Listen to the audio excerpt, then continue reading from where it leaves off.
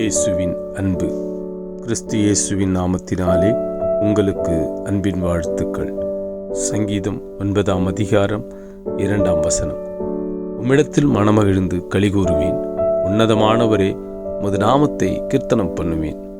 பிரியமானவர்களே, தாவீது கர்த்தரை பார்த்து சொல்றாரு, நம்மிடத்துல எப்பொழுதும் சந்தோஷமா இருப்பாண்டவரே, உன் நாமத்தை நான் கீர்த்தனம் பண்ணுவேன், பாடுவேன், துதிப்பேன் என்று சொல்றாரு.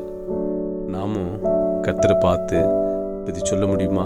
ஆண்டவரே, எந்த சூழலிலும் ஆண்டவரே, வேதனையின் மத்தியிலும் துக்கத்தின் மத்தியிலும் நெருக்கமான நேரத்திலும் நான் எப்பொழுதுமே கர்த்தரிடத்துல மனமகிழ்ச்சியாக இருப்பேன், நான் சந்தோஷமா இருப்பேன். ஆண்டவரே, நீ ரட்சிப்பை கொடுத்ததுக்காக உம்மிடத்துல சந்தோஷமா இருப்பேன். உன் நாமத்தை நான் எப்பொழுதும் பாடி துதிப்பேன். ஆண்டவரே, உம்மை கீர்த்தனம் பண்ணுவேன் அப்படின்னு சொல்ல முடியுமா? நம் கர்த்தரிடத்தில் மனமகிழ்ச்சியாக இருக்கும்போது அவர் நம் காரியத்தை வாய்க்க பண்ணுகிற தெய்வன். அவர் இடம் கொண்டு பெருக செய்வார். உன்னை வலது புறமும் இடது புறமும் ஆசீர்வதிப்பார்.